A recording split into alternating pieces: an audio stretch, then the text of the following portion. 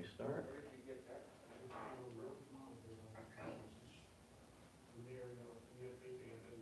Trisha, let me know when you see us. Okay.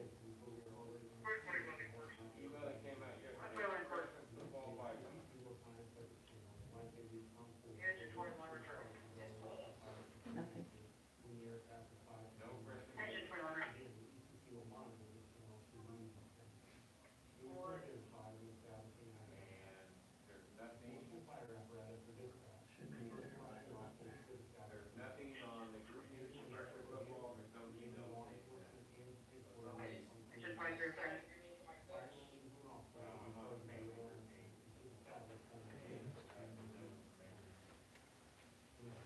Is that it?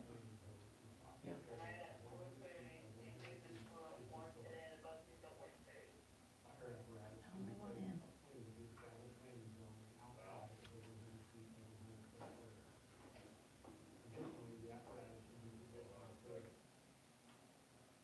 There we go. Is it That's all right. sideways? Well, it is. I'll fix that.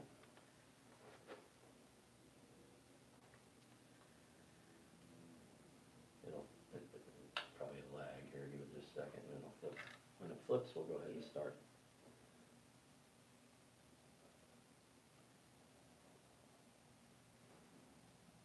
There we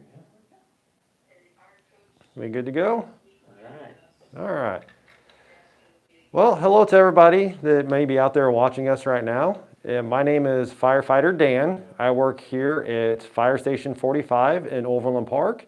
And we also call this a firehouse. And as we kind of walk through the building, we'll kind of explain some of the similarities between where we work and why we would call it a firehouse that makes it similar to your houses that you live in. So kind of about our day is we start our day at 8 o'clock in the morning. So for you kids that are in school, that'd be about the same time that you guys are getting up and going to school. And we work 24 hours. So we work the entire day. And then we would be leaving the next day at 8 o'clock in the morning when you would be getting up and going to school the next day. So again, that's kind of why we have a lot of similarities that you're going to see in our building that are very similar to your house. So if you guys want to follow me, we'll come in our front door and stuff here.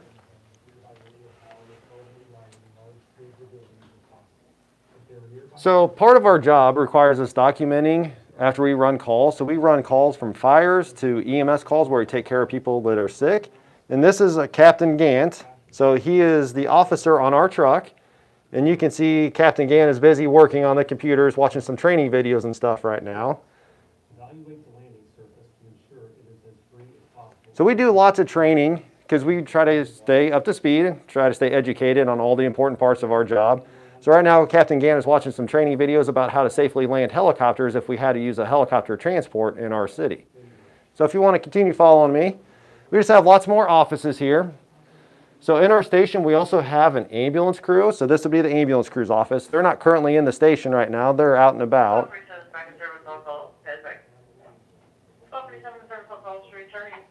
And then just all the other stuff you typically find in a regular office. So we just have our printers.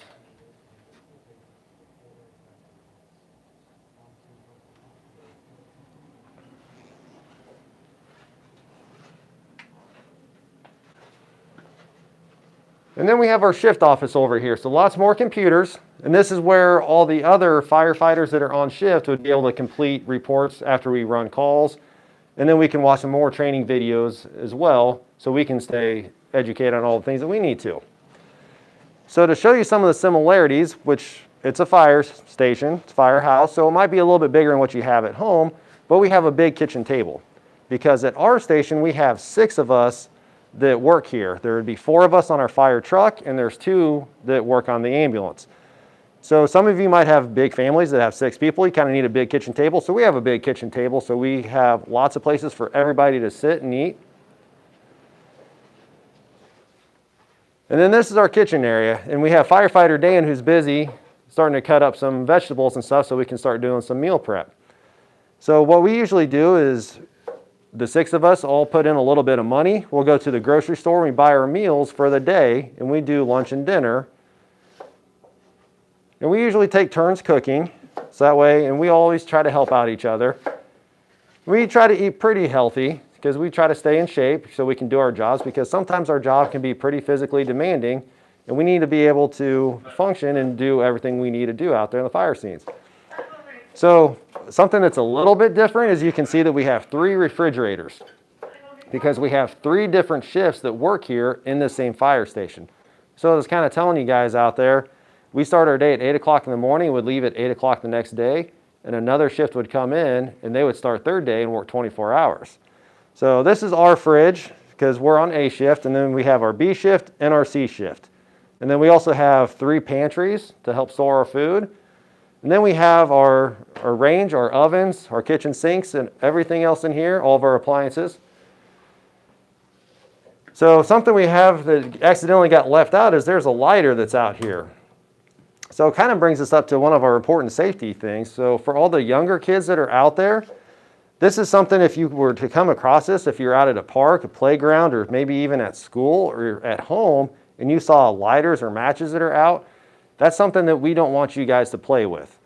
We would want you to go get an adult and let an adult know that you found maybe a lighter or some matches, and then they could take care of that, because lighters and matches are tools for adults. We don't want any small fires to accidentally start, because those small fires can get very big very quickly, and we don't want anybody to get hurt. So we're going to put this away so it doesn't actually accidentally get left out again.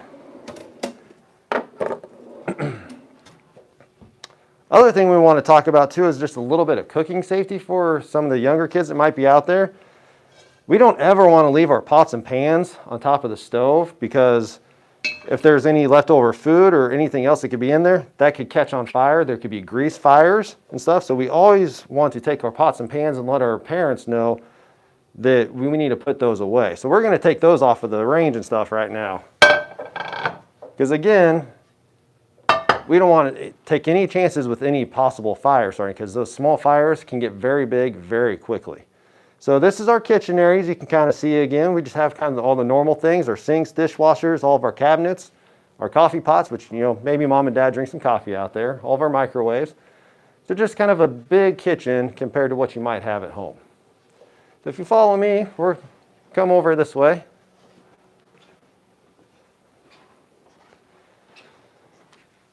So this is what we would call our day room area or our living room. And again, we just have a lot of seats because there's 6 of us that are in here. This is an area in the evening time we can kind of sit down and rest and relax a little bit. During the day, we can watch some training videos, and we have some Zoom meetings, kind of like what we're doing right now. We can have our meetings, talk to each other.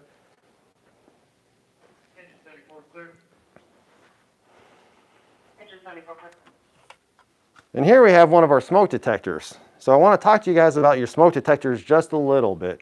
So smoke detectors are very important, so we can talk to your mom and dad about smoke detectors and making sure that they're working. So we want you guys to check your smoke detectors twice a year.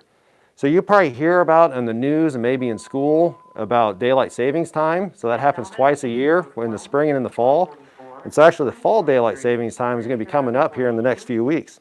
So that's a good time to check all your smoke detectors and change the batteries in the smoke detectors so that you know that those smoke detectors are always working for you. So if you ever hear your smoke detector going off, we want you guys to know that sound and be able to find a way out. And so you should always know 2 ways out of a room. So we're going to push this button. We're going to make a little bit of noise here so you guys know what your smoke detector is going to sound like. This is how you test it too.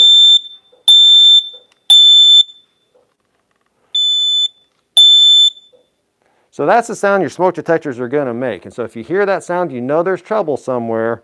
And so we want to talk about maybe some escape plans. So knowing those 2 ways out, so doorways.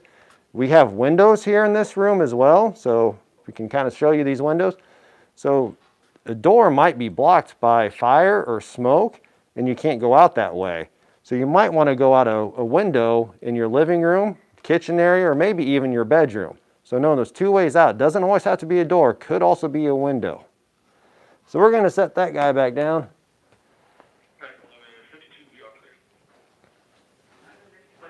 Come back out this way. So one of the differences between our fire station and your guys' house is this is kind of our alarm desk area.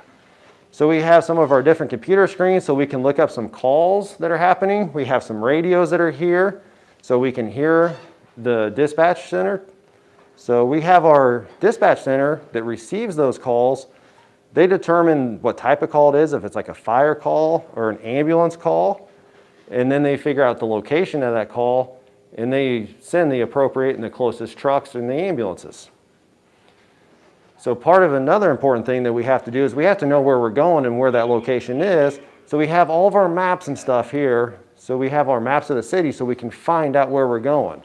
And so we have the driver on our trucks, and so he's responsible for knowing that area, and he can come here and he can look at the maps and figure out the best route and the quickest route to get to wherever that emergency is. So I'll kind of show you real quick. On this map right here, this red dot would be where our fire station currently is on this map.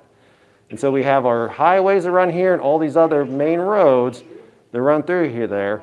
So if we hear the address, we can find out where the address is, find our best routes, and we can get to wherever we need to go to take care of that emergency, whether it's a fire call, it's an emergency call for somebody that's sick or somebody that's hurt. So we're going to walk down this hallway and show you some of the other parts of our fire station here. And kind of like maybe at your house, you guys have some pictures and some paintings on the wall. We have some different pictures and stuff on our walls as well.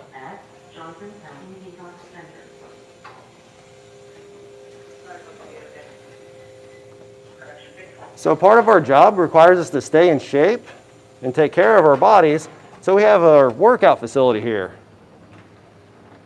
So as you can see, we have firefighter Xavier, who's on the stair climber right now. So he's getting his workout in early in the day so he can stay in shape so he's ready to go and take care of anybody. We'll let firefighter X get back to it.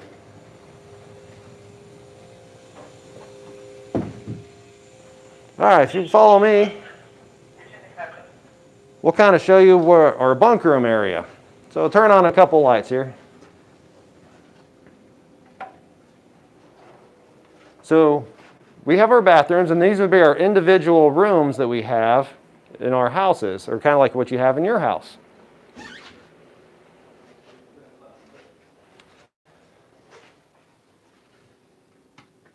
So this would be my bunk room area. So we have all of our individual bunk rooms or our bedrooms because, again, we work those 24-hour shifts, so we work overnight as well. And you might be able to hear the radio, the speakers overhead in the background, some other calls that are going on right now. And so if we get a call overnight, we get up, we go get our gear and stuff on, and then we go and respond to that emergency. And so kind of talking about our bedrooms here, our fire station's all on one level, but how many of you at home might live up on the second floor? Probably quite a few of you, because a lot of houses are designed with all the bedrooms upstairs.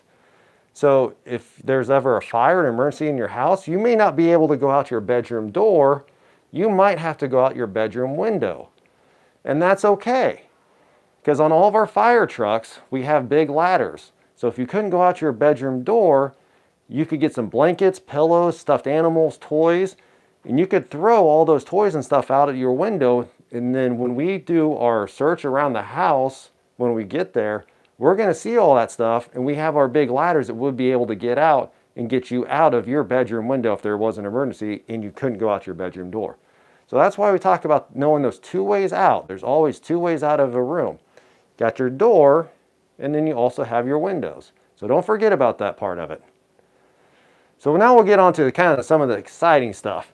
So we've kind of talked a little bit about the fire station and how it's similar to your guys' house at home, and how the couple little things are a little bit different with our offices because it's also a place where we work.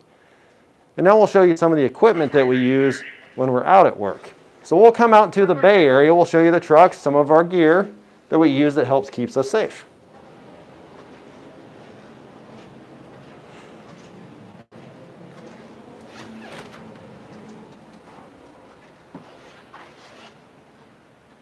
So here at Fire Station 45 or Firehouse 45, we have what's called an engine truck or a pumper truck. So the thing that it's missing that some other fire trucks have is it doesn't have the big ladder on top of it. And so this truck is kind of responsible. It has a large pump and it has a tank of water. of flowing lots of water to put those fires out. We also have an ambulance crew. Like I said, they're busy. They had to go out right now. And then you can see we have some different reserve apparatus. So unfortunately, sometimes trucks break down, and so we always have to have spares so that way we don't ever have to miss on an emergency. So this would be one of the backup or the reserve ambulances that we have. So that way we always have a truck that could be put in service and ready to go. So I can show you in here real quick. So this would just be our gear locker. So this is just where we keep all of our personal safety gear. So when we start our day, we can come in here, we can get our safety gear, get it out by the truck, because we don't want to have to stop and delay. We keep all of our gear by the truck so we can put it on quickly so we can respond to those emergencies.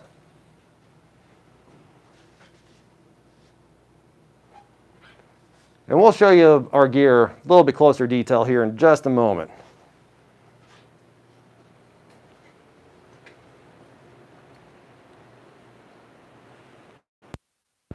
So we can kind of walk around the truck and I'll show you some of the different features of this truck.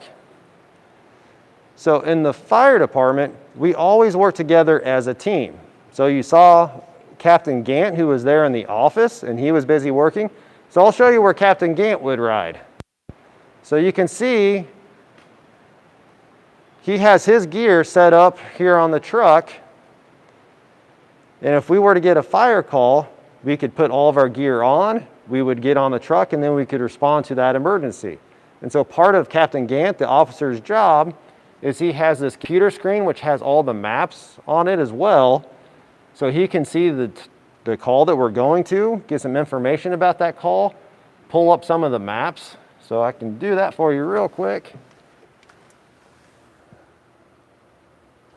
So you can see we have all those maps, kind of like those paper maps we had on the wall. We have all those maps there as well to find the best route and the quickest route to get to those emergencies. And you might be able to see some of the flashlights and radios and some of the other buttons and stuff that we have in our truck.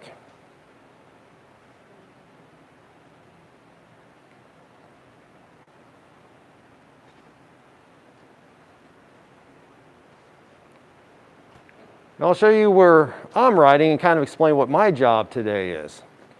So I would be the backwards firefighter.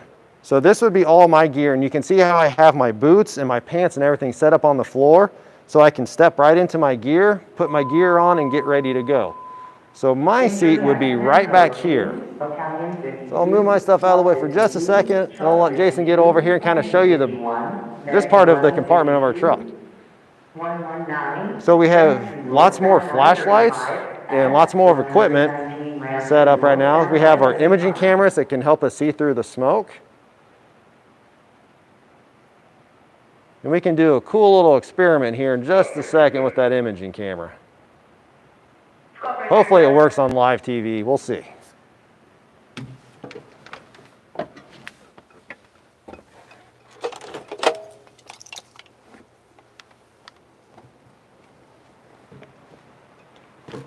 So this is our thermal imaging camera. So sometimes when we go into buildings that are on fire, there's lots of smoke and we can't see through all of that smoke.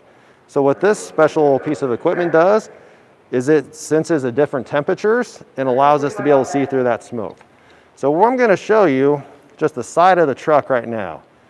And you see how the side of the truck just shows up dark? You can't really see a whole lot on it right now. See if maybe you can see that. You got a little bit of a glare maybe. So we can see how it's just showing up dark. There's not a whole lot of temperature change just on the metal of the side of the truck. So I'm going to put my hand right here on the truck and hold it here for just a moment. And then my body temperature, my hand, should warm up that metal just a little bit in that one spot. And you can see how now there's a white spot on the side of that truck. Hopefully you can see that. But you can see how there's this difference in temperature where my hand was, it's showing up white because it's just a little bit warmer than the rest of the metal on the side of the truck. Hopefully you guys can see that, because this is a pretty cool device and it helps us out a lot. It helps us find people that may be trapped in a fire. We can see right through the smoke and we can get to them very quickly. We can get those people out. So this is it's a very cool piece of equipment, pretty handy, and helps us out a whole lot. So I'm going to put this back up now and kind of show you some of the other parts of our truck. So our fire truck is kind of like a big toolbox. We carry lots of different tools to do different kinds of jobs. So for fires, we have all of our different hose lines and stuff here. So this would be our main supply line. So this would be the big hose line that would connect to a fire hydrant to get water from the fire hydrants to the truck. I told you guys that this fire truck has a tank of water, and it does. It has 750 gallons of water. So, you know, your milk jugs at home that are about that big, that's like 1 gallon of milk. We carry 750 of those containers on this truck. Not milk, but we carry water.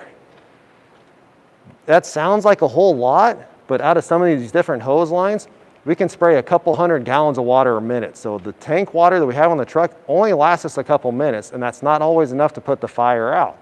So that's why we have to use this big hose line to connect to the fire hydrants to get water from the fire hydrants to our truck, so we make sure we don't run out of water.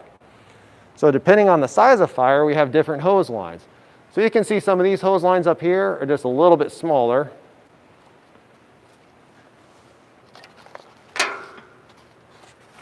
So some of these ones, they're not quite as big, so they don't flow as much water as some of these bigger hose lines. With these bigger hose lines that we have here, it just takes a lot more people because it's very heavy to move around.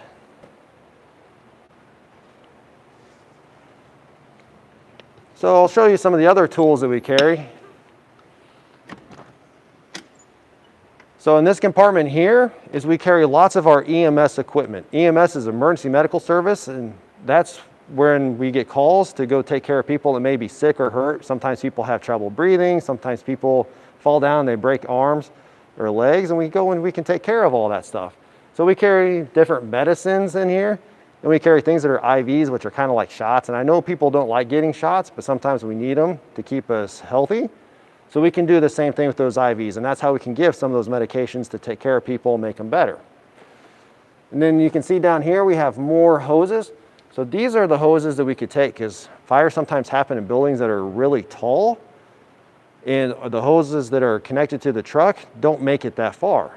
So buildings have special plumbing in them that we can connect our hoses to, and then we can take those hoses and we can go up in those really tall buildings, make a connection up on a floor that's really high up there, and then put fires out if that happen up on the top floor, like a 10-story building, like really tall skyscraper type buildings.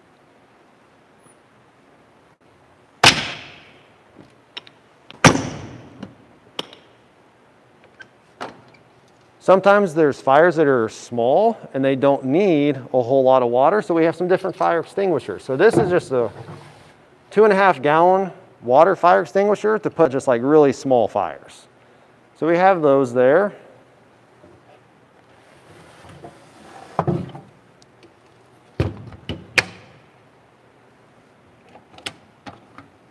And this is just another type of fire extinguisher. This one is actually like a powder that would suffocate the fire and put a fire out that way.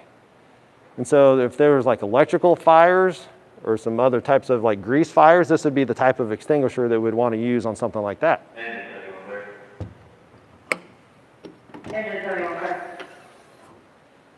And in this compartment, we have lots of our hand tools. So you can see we have different types of axes and pry bars, because sometimes when we show up to a building, the doors or windows could be closed and shut. And if there's a fire in there, we have to be able to get in to put the fire out. And so we have axes, we could cut doors down, or we can pry doors open by using some of these tools. So just because your door might be locked, the fire department always has a way in.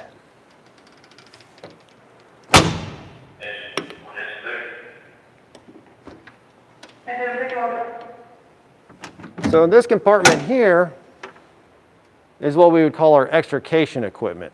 So that means we have special tools to take care and get people out if they were in a car wreck.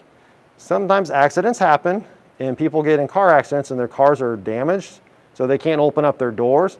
So we have special tools here that are basically like big pair of scissors that we can cut through metal with. And so we can cut the roof off of a car, we can force those doors, we can cut those doors, everything open, so we can get somebody that might be hurt in a car accident out of their car and get them up to the hospital. As you can see, we have some different types of saws and stuff here, so we can use to cut metal. And then we have chainsaws that we could use to cut wood. So we can cut holes in walls of a house or building, or a hole in the roof to let all the heat and smoke out of the roof of a house.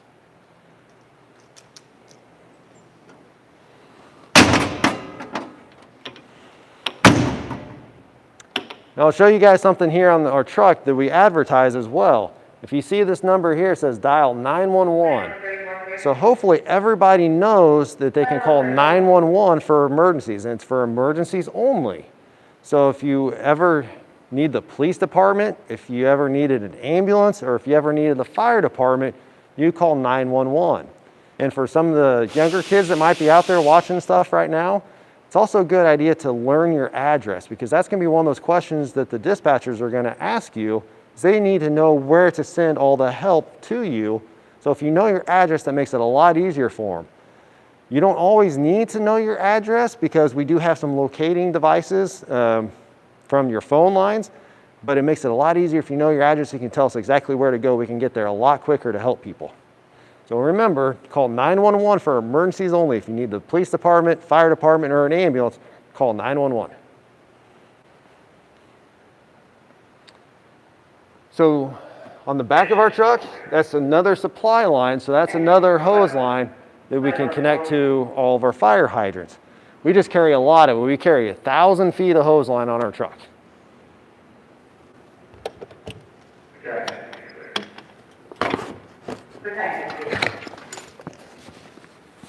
So hopefully you remember when we were back in those bedroom areas, we were talking about knowing 2 ways out. And if your bedroom was on the 2nd floor, you may not be able to get out your bedroom window. And I told you the fire department has ladders that we can come and get you. We can get you out. So these are some of the ladders that we have on our truck that we could set up to help get somebody out. So I'll pull this ladder out a little bit. So you can see this is a big ladder that will reach all the way up to the 2nd floor. So if your bedroom's on the 2nd floor, we have these ladders that we can use, and we can climb up there and help somebody get out and get to safety.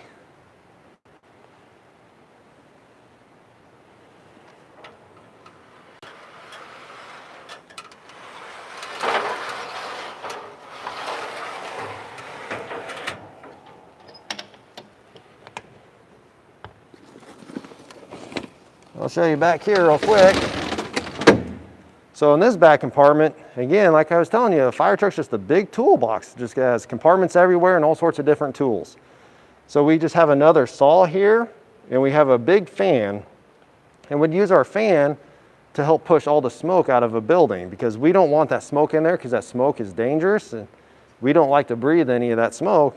So we can use our fan and set that up to bring fresh air from the outside to push all the smoke out and make it safe for us to go inside and be safe for anybody else that might still be trapped in that building.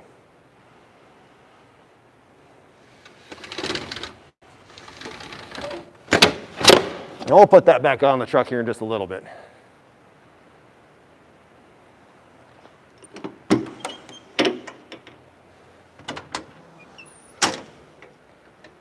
Show you just a few more different tools. So we have some different lights, and we have some other stabilizers. So if a car was like on its side, we have some different stabilizers to help keep that vehicle from moving around. And another fan. Lots of electrical cords and tarps, so we can keep water and stuff off of any property that we don't want to get damaged when we're spraying water out of our hose lines.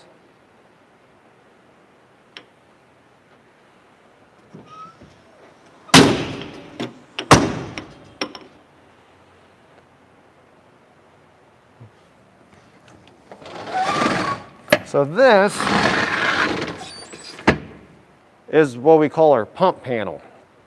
And so the driver of the truck, his job is to know where the location of the call to get us there safely. And then if it's a fire call, the driver is going to be the one that's responsible for operating the truck and getting water to all the different hose lines. So the firefighters that are riding backwards like myself can spray water and put that fire out. So I want to show you guys something real quick.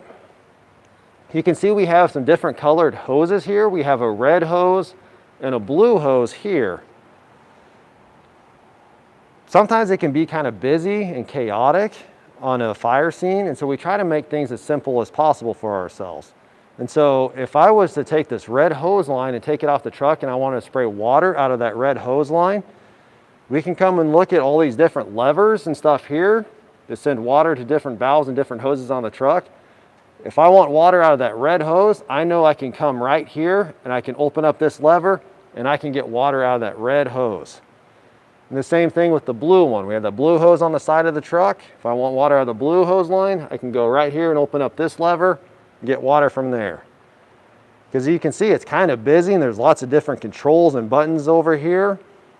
And so to keep it easy and simple for us, we kind of color coded everything.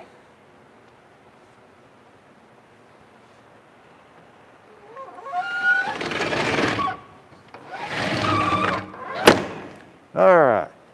So I'm going to have my partner, firefighter Xavier, over here, and he's going to put on some of his gear and kind of show you his gear, and I'll kind of talk to you about what he's doing and the way that our gear keeps us safe. So whenever we get a call, we want to get dressed and out of the fire station and to that call as quick as possible. So you can see how firefighter Xavier has his pants tucked around his boots, and you were able to see how he's able to step right into his boots. And then he's going to be able to pull his pants right up around him. So now he's going to have his boots and his pants on. And you can see he's also putting on his hood. And we'll talk about his hood a little bit more in just a second here. But his hood's going to cover up his ears and his neck, because our goal is, if we're going to a fire, to cover up all the parts of our skin. We don't want any of our skin exposed so it doesn't get burned. So I'm going to show everybody his coat and stuff here real quick. So on the outer part of our coat is this very thick and heavy material. It keeps us from getting cuts and scrapes, because sometimes we're around broken glass or nails and pieces of metal that are sharp that could cut us and hurt us. And so all this outer part, this outer shell, keeps us from getting cut and scraped. On the inside part, this is what would keep us from getting burned when we go to put fires out. So this is kind of like a big heavy blanket, and keeps all the heat and stuff away from us. And on the other side, this would be the vapor barrier. It keeps some of those gases and some of that heat away from us as well. So there's 3 layers to all of our gear to help keep us safe. So this is like a big heavy winter coat that you guys might wear in the winter time when it's really cold outside. This is the gear that we have that we use any time of the year. So in the summertime, we'd have to put like a big heavy winter coat on. So it can get kind of hot, so we have to drink lots of water and try to stay hydrated in the summertime. So here's X's coat, and you can see his pants are made out of all that same material. The other safety features that we have on our gear is you can see all of these stripes, because not only do we work during the day when we can see everything without any problems, we work at nighttime. And so we have all this reflective striping and stuff on our gear so we can see each other when we have to work at night. And all of our gear together can weigh upwards of about 70 pounds. So it's a lot of gear, and then anytime we have all the hand tools with us, that's more weight, and all the hose lines that we have to bring with us is all more weight. So that's why you saw firefighter Xavier working out, so he can stay in shape, so he can do his job to carry all those tools, to carry the hose lines and have all of his gear and carry his air pack. So he's going to grab an air pack for us right now.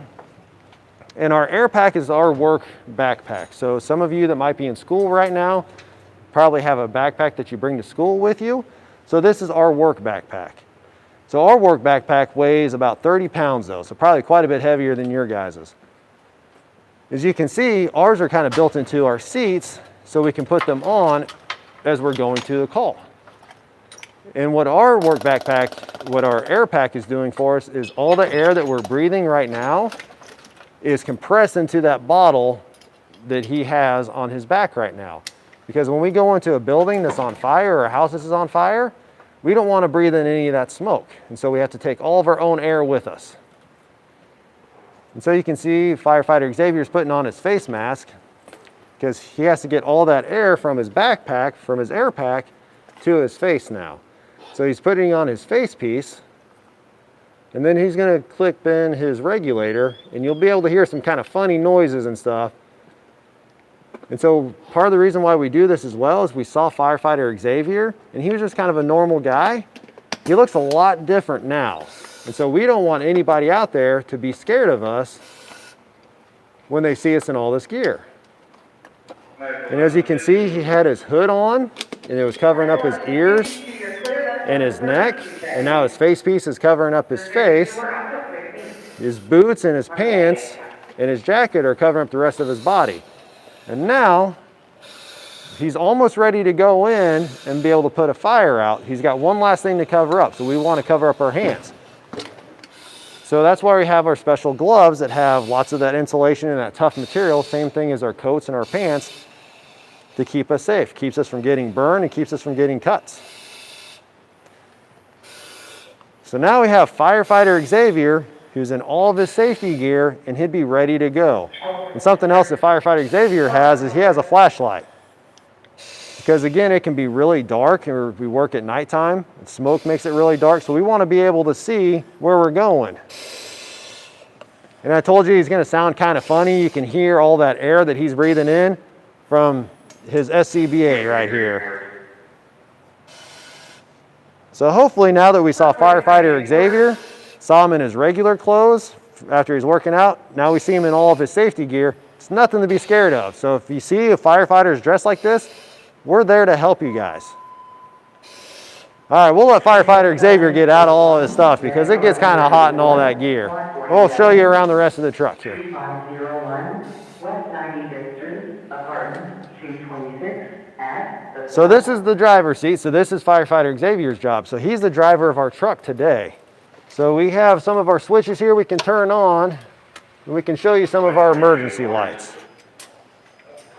So anytime you see a fire truck or an ambulance or police car with all of its lights on and you hear its sirens going, that's our alerting system to let the other traffic out there know that we're on our way and we're going to an emergency, and for all that other traffic to move out of the way for us. So I'm going to turn this button on and turn on some of the lights for you guys.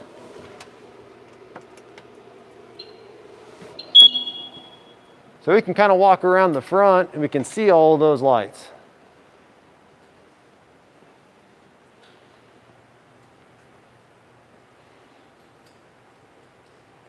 Pretty cool. This is one of the most exciting parts of the job for us, and we get to run lights and sirens to an emergency call, knowing that we get to go there and we can help some people.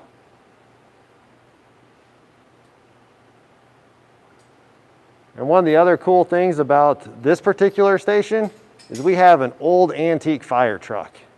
And so this 1941 truck was one of the fire trucks for Overland Park, the city of Overland Park, years and years ago. So now it just goes out on parades for us. It's just kind of a decorative piece. 9706 West 125th Terrace.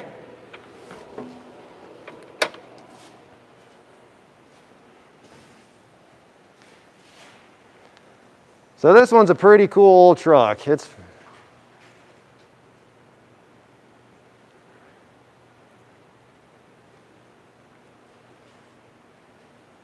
You can see the old bell on it, and it has its old siren on it. And you can see all the different hoses that this truck used to have along the side here. Not near as big or quite as fancy as the newer trucks.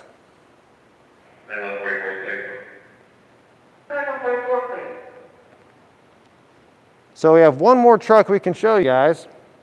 So this would be our brush truck. So it's like an off-road fire truck. So we'll show you around the back here. You can see that this truck also has a tank of water and it has a pump on it, but it doesn't hold as much water, and the hoses on it aren't near as big as what our other fire truck have. So what this truck would do is it can go off-road. It can put out like grass fires or small brush fires. So it's designed to go off-road because our big engine truck, it's too big and too heavy and you just get stuck in the dirt or in the mud. So you can see our tank of water, and it has these small hoses, and this is our pump right here. But again, on the side of this truck, it's kind of just a big toolbox like our other engine. So this one just has some different tools that are in the bed. Has some chainsaws on it, has some hand tools inside here.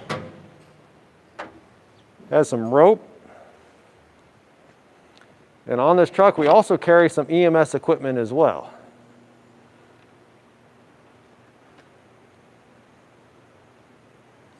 So again, just our fire trucks are just kind of big toolboxes that we can do different kinds of jobs to take care of any kind of emergency. So anything from fires to car wrecks to people getting hurt or people that get sick, that have breathing problems, we can take care of kind of all of that stuff.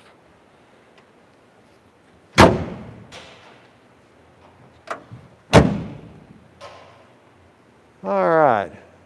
Well, I don't know if anybody else out there has any questions. We haven't heard of any questions yet, but I don't know if there's anything else you guys like to see. We can kind of show you around the bay and kind of one more big picture. Do you want to do the ambulance? Okay. Yeah, we can do the ambulance. So we can show you guys the ambulance too. So kind of what I was telling you is this is one of our backup ambulances, but we can walk through that as well. I'll turn some lights on so we can get a little bit better picture of it.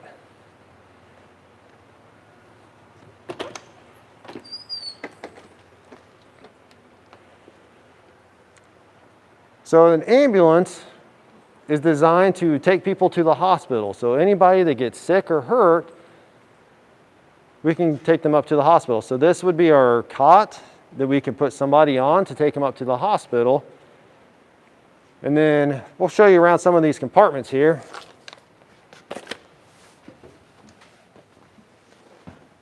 So in some of these compartments, we carry lots of different medicine. So I don't know if Jason can make his way back here.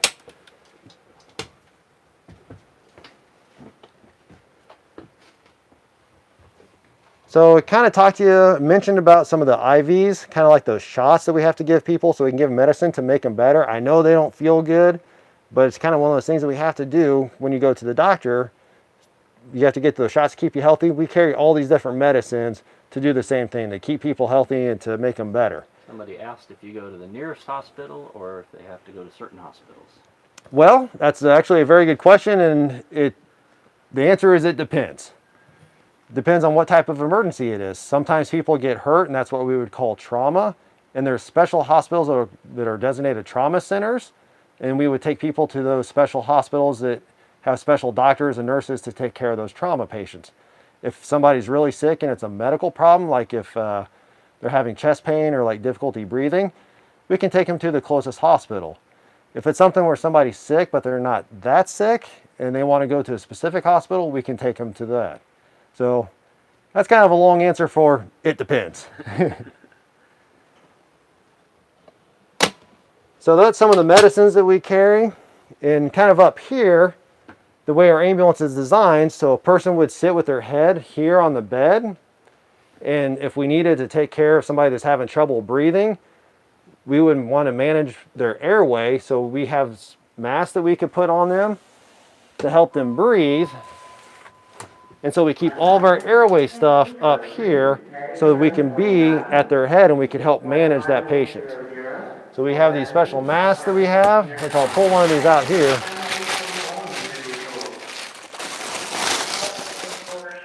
So this is what we call our bag valve mask. And so we can use this to actually help somebody breathe. And then we also have special breathing tubes. So if somebody's having trouble breathing, we could put a breathing tube in them and help them.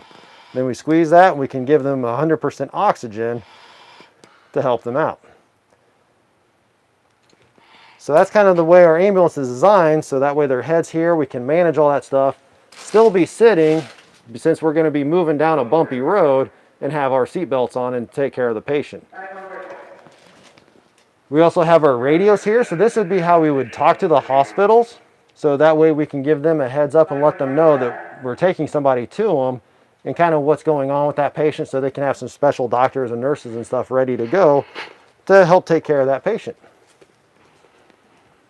So on the ambulances, they work. Sorry, I'm making a little bit of noise there. So on the ambulances, they work in a crew of 2 paramedics. So a paramedic is somebody that goes to school for a little bit longer, and they develop and they learn special skills for starting IVs, putting in those breathing tubes, being able to look at different heart rhythms and manage those different heart rhythms. So all of our firefighters are EMTs, which is kind of basic life support, first aid type skills. And paramedics decide to go to school for a little bit longer and develop some more advanced skills. Like I said, those IVs and those breathing and those airway skills. So if you call a firefighter, you're going to have somebody who knows and has a lot of medical training. Paramedics just have a little bit more advanced training. So again, those ambulances on these ambulance crews, it's 2 paramedics that'll be there. But even on the fire trucks, most of what we do is a lot of EMS, so we're always there and we're helping out those ambulance crews as well. So I'm going to put this back up here so we don't forget about it. We can look at the front of the ambulance and kind of show you that real quick, and we'll see if anybody else has any other questions.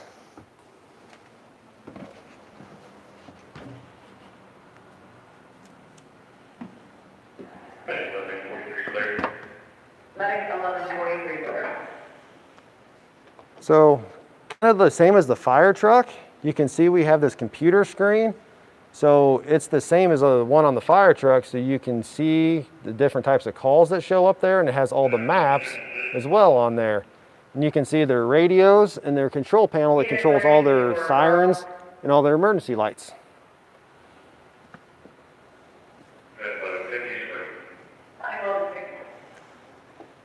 And you might have been able to hear some of that radio traffic overhead again. So that's our communication center. So we hear all the calls that are going out around the Johnson County area, but there's a very special noise that goes off whenever this particular station gets a call. So we got lucky that we didn't have any calls. That way we didn't get interrupted on our station tour here today. Calling Medic 1133. It's kind of loud, but again, it needs to be loud. That way when we get those calls overnight, it wakes us up and we can go to the emergency. All right, well hopefully you guys learned something here today. It was fun talking to everybody, and I don't know if we have any other questions out there. We'll give you a couple minutes and see if anybody else has a question. But hopefully you guys maybe learned something, maybe a couple little safety tips, and got to see a pretty cool fire truck that we have here.